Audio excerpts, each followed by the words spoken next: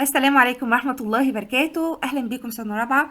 أنا مس أميرة ودي قناتكم كرتون ساينس. النهاردة بإذن الله هنبدأ ملخص يونت 2 كونسبت 2 من منهج ساينس جريد 4 للترم الأول. الشرح هيكون من الملخص الموجود في كتاب بوني ساينس نسخة 2024 حسب آخر تعديل للمنهج الجديد. لايك للفيديو ويلا بينا نبدأ بسم الله. يونت 2 كونسبت 2 بعنوان Energy and Motion. وفي البداية عايزك تفرق بين 3 تعريفات: Energy الطاقة، Force القوة، Work يعني الشغل. بالنسبة للإنرجي هي قدرة على بذل شغل. It's ability to do work. يبقى تاني كلمة energy يعني ايه؟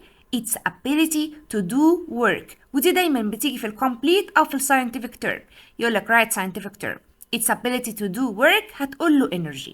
طيب يعني ايه مس كلمة work؟ عارف لما ماما تنظف البيت وتنقل الدولاب مثلا تشيله تحطه في الحيطة التانية وتنقل الترابيزة توديها في مكان تاني في البيت، فانت لما تروح من المدرسة تقول لها واو برافو يا ماما انت عملتي شغل كويس جدا. طب انت عرفت منين ان هي عملت شغل؟ لان هي بذلت قوة. القوة اللي هي عملتها دي سببت موشن، يعني عملت حركة في البيت، يعني شالت الدولاب من مكان وودته في مكان تاني. يبقى لما تعمل قوة والقوة اللي انت تعملها تتسبب ان انت تحرك الاوبجكت من مكانه، يبقى انت كده عملت work. يبقى كلمة work it's the force applied on object causing motion. اوكي، يبقى انا دلوقتي اخدت تعريفين. اول حاجة energy it's ability to do work، وكلمة work it's force applied on object causing motion. طيب يا ميس انا كان عندي energy وقدرت ان انا اعمل work، عملت الورك ده ازاي؟ عشان انا عملت قوة. يبقى ايه تعريف كلمة force؟ يعني ايه كلمة قوة؟ it's the effect that change energy into work. يعني هو التأثير اللي بيحصل لما الانرجي الطاقة بتاعتك تتحول لشغل. وزي ما اتفقنا اللي الثلاث تعريفات دول بيجوا دايما في الكومبليت او في الساينتفك تيرم. ودلوقتي هيكلمنا عن ال relationship between energy and work. ودلوقتي هيبدأ يديك example. This boy tried to push the box. بيحاول ان هو يزق البوكس، وهيقول لي ايه هي العلاقة بين الانرجي والورك. ايه هي relationship between energy يعني الطاقة وwork يعني الشغل. الولد ده عشان يقدر يزق الصندوق لازم يكون عنده energy. The boy need energy to move the box. طيب الولد ده هيزق الصندوق، هيبعده عن جسمه، يبقى دي push force ولا pull force؟ برافو عليكم، دي push force. يبقى the boy exerts pushing force on the box. طيب هو عمال يزق الصندوق، أول ما الصندوق يتحرك من مكانه يبقى الولد ده بذل شغل. When the box moves this is a work done. أول ما الصندوق يتحرك يبقى الولد ده عمل شغل. تاني يا ميس لو سمحتي. The boy need energy to move the box. الولد بيحتاج طاقة عشان يزق البوكس. The boy exert a pushing force. هو دلوقتي بيزق الصندوق يبقى بيعمل pushing force. And when the box move there is work done. أول ما الصندوق يتحرك يبقى الولد ده بذل شغل. ودلوقتي هيبدأ يكلمني إن الانرجي دي مهمة جدا جدا في حياتنا. طب الانرجي دي يا ميس بنستخدمها في إيه؟ أول حاجة جسمك بيخزن chemical energy. أول ما بتاكل الأكل بتاعك فجسمك بيخزن طاقة كيميائية. يبقى our body store chemical energy. جت لنا منين يا ميس الكيميكال energy دي؟ We get chemical energy from food we eat. من الأكل اللي احنا بناكله. وكمان بنستخدم الطاقة الحرارية thermal energy. بنستخدم الثيرمال energy في ايه يا ميس؟ ان انا اطبخ الاكل او ان انا اسخن المية. يبقى thermal energy used for cooking food or heating water. وكمان بستخدم الضوء ان انا اقدر انور البيت بتاعي وكمان انور الشوارع. يبقى we use light energy for lighting houses and street. والطاقة الكهربائية مهمة جدا جدا عشان اقدر اشغل اي جهاز كهربي. electrical energy used in operating electric devices. يبقى ايه هي اهمية الانرجي لينا؟ number 1 our body store chemical energy we get from food. تاني نوع من الطاقة بنستفاد بيها هي thermal energy يعني الحرارة. thermal energy used for cooking food or heating water. And we need light energy to light house and street. and electric energy used in operating electric devices. الكهرباء بستخدمها عشان أشغل أي أجهزة كهربائية زي التلاجة، الغسالة، المروحة، أي electric device موجودة عندي في البيت. وبعدين هيبدأ يعرفنا أكتر عن الانرجي من خلال الأمثلة. Example number 1 when a football player kicks the ball. اللي بيحصل لما اللاعب ده بيشوط الكورة، اللاعب ده رجليه هتتحرك والطاقة الحركية اللي من رجليه هتتنقل للكورة. ميس انتي قلتي طاقة حركية بالكاف، يبقى اسمها kinetic energy. يبقى kinetic energy transfer اتنقلت من فين لفين؟ اتنقلت من البلاير foot to pole. يبقى kinetic energy transfer from player foot to pole. وبعدين الكورة هتاخد الانرجي دي وتبدأ تتحرك في الهواء، وبعدين أول ما هتخبط في الشبكة هتحرك الشبكة. يبقى هنا الكاينيتيك انرجي اتنقلت من الكورة للشبكة. يبقى kinetic energy transfer from pole to goal net. يبقى تاني الكاينيتيك انرجي transfer from player foot to pole. وبعدين البول began to move in air. مشت في الاير ليه؟ عشان بقى عندها kinetic energy. وبعدين الكورة هتخبط في الجول، فالطاقة الحركية هتتنقل من البول للجول نت. So kinetic energy transfer from pole to goal net. يبقى دلوقتي احنا اتعلمنا أول حاجة عن الانرجي، إن الانرجي ممكن تتنقل من جسم لجسم تاني. Energy can transfer from object to another object. وإكزامبل نمبر 2 عشان نفهم أكتر عن الانرجي هندرس لعبة اسمها رولر كوستر. اللعبة اللي في الملاهي إن الولاد بيبدأوا يطلعوا لأعلى نقطة، وبعدين اللعبة تلاقيها وقفت، وبعدين تبدأ تنزل بسرعة جدا. هنقسم اللعبة دي ل3 مراحل. نمبر 1 during moving upward، يعني مرحلة ما العربية دي بتبدأ تطلع لفوق. وبعدين المرحلة التانية اللي هنتكلم فيها at highest point، عند أعلى نقطة لما العربية بتاعت اللعبة دي بتقف لثواني كده. وبعدين المرحلة الثالثة لما العربية تبدأ تنزل من على السلايد during sliding down. يبقى تاني أنا دلوقتي هتكلم عن لعبة اسمها رولر كوستر، وهبدأ أدرس إيه الاختلافات اللي بتحصل في الانرجي، يعني الانرجي بتتحول من إيه لإيه في كل مرحلة من المراحل دي.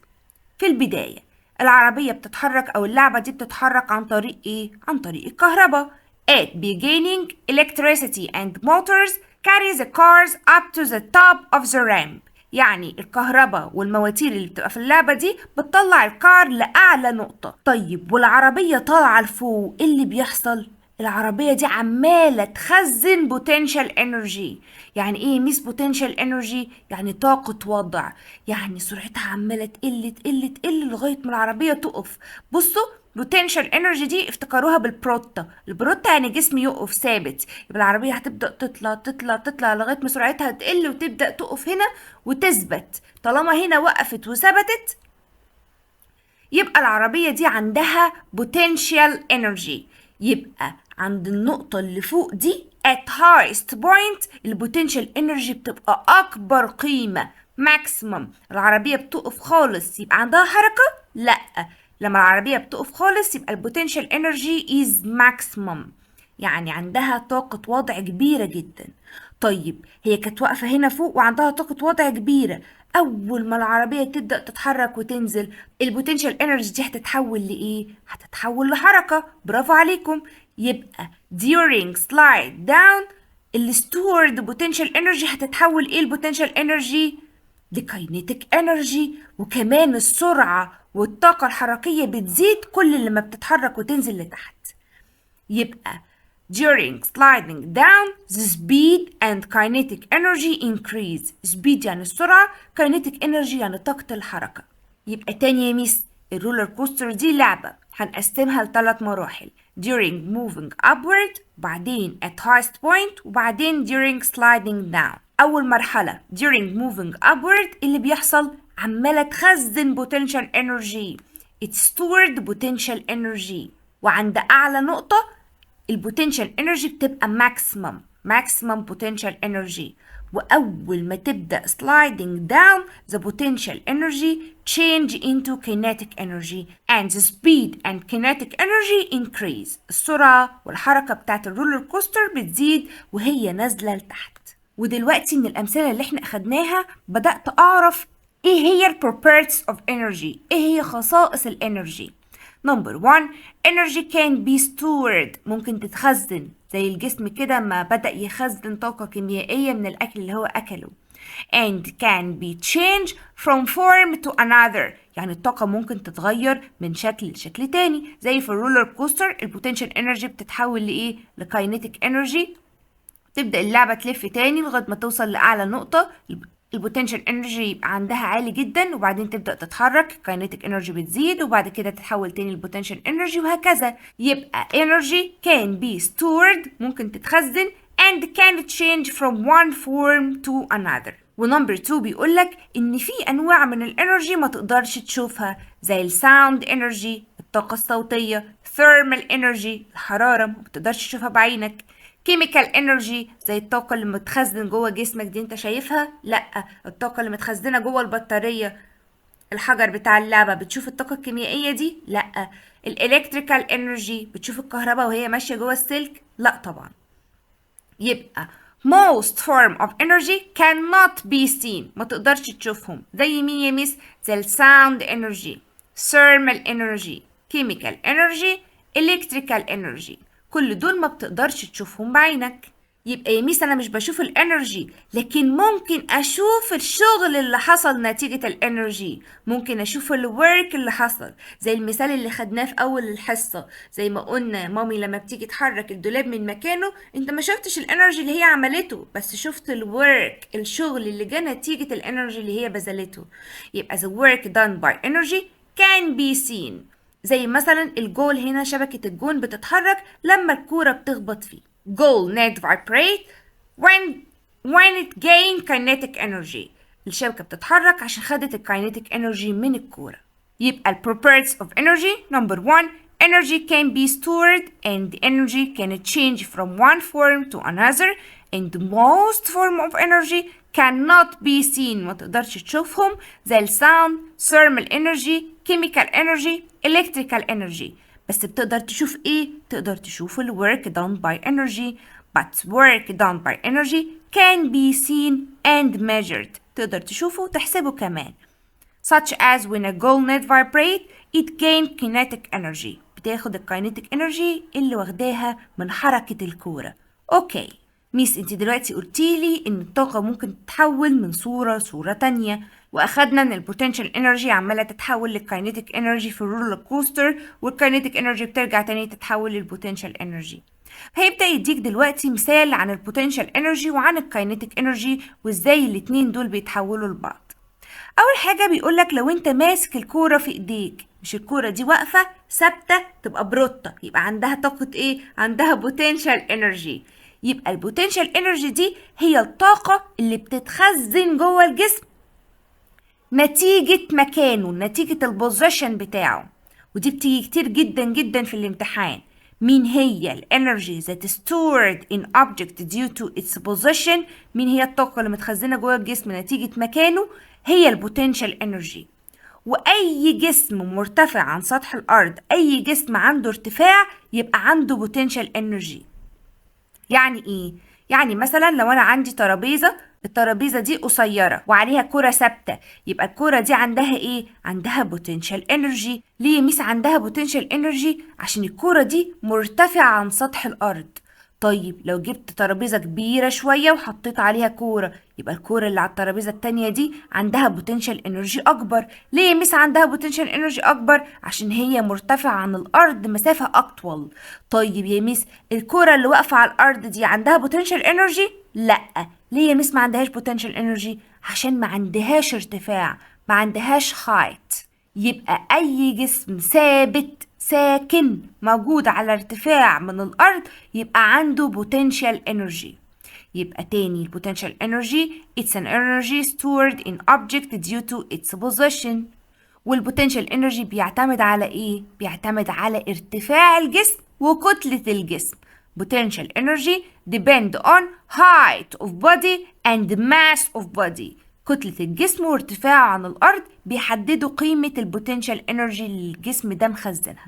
يبقى الولد ده ماسك الكورة، فالكورة مخزنة بوتنشال انرجي على حسب الارتفاع اللي الكورة دي موجودة عليه. طب أول ما الولد ده بيسيب الكورة بتتحرك، يبقى البوتنشال انرجي بتتحول لإيه؟ لكاينيتيك انرجي. طب إيه مس هي الكاينيتيك انرجي؟ It's the energy that an object has due to its motion. يبقى الطاقة بتاعت الجسم وهو بيتحرك دي الكاينيتيك انرجي، لكن الطاقة المتخزنة جوه الجسم نتيجة مكانه دي البوتنشال انرجي. لو سمحت فرق بين كلمة potential energy و kinetic energy.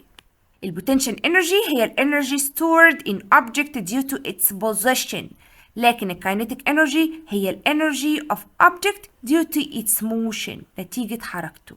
طيب الكاينيتيك انرجي بتعتمد على ايه؟ برضو بتعتمد على الكتلة بتاعة الجسم وكمان بتعتمد على سرعته. يبقى kinetic energy depend on speed of body and mass of body. وزي ما اتفقنا الانرجي ممكن تتحول من صورة لصورة تانية. يعني هنا الكورة موجودة وثابتة على ارتفاع من الأرض، فالكورة دي عندها potential energy. static object at height store potential energy. طيب أول ما الكرة دي تبدأ تتحرك إيه اللي بيحصل؟ البوتنشال انرجي دي بتتحول لطاقة حركية. So the moving object has kinetic energy لغاية ما الكورة توصل لحد الأرض وتثبت.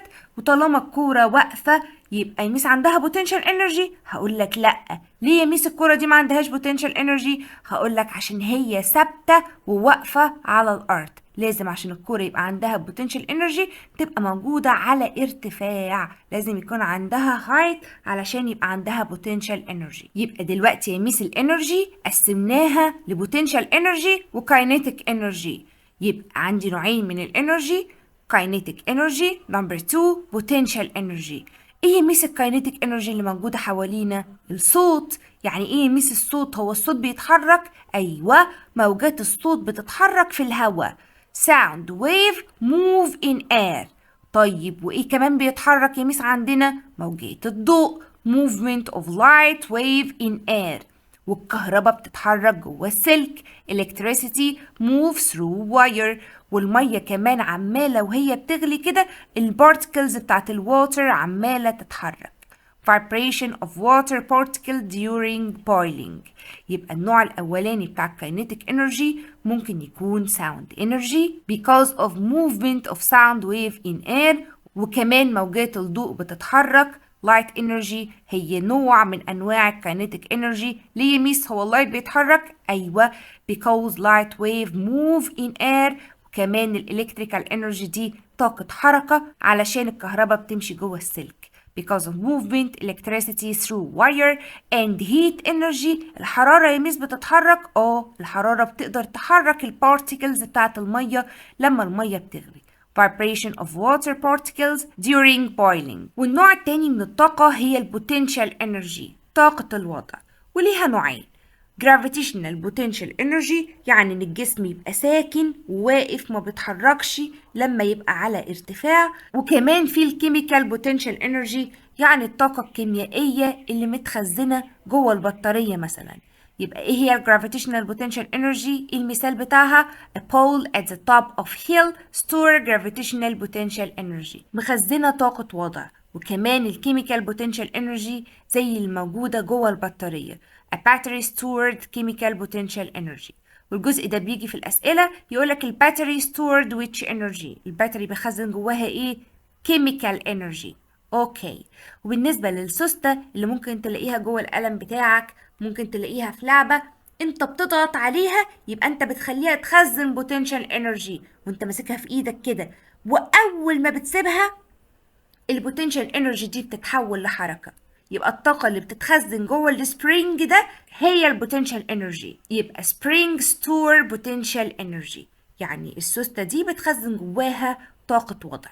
spring store potential energy. واخر حاجة معانا النهاردة وبتيجي كتير جدا جدا في الامتحان، هيديك ادوات ويقولك هنا الاداة دي بتحول انهي طاقة لانهي طاقة. يعني ايه يا مس؟ يعني مثلا الفلاش لايت او التورش دي بحط جواها بطارية، فالبطارية دي جواها مخزنة كيميكال انرجي.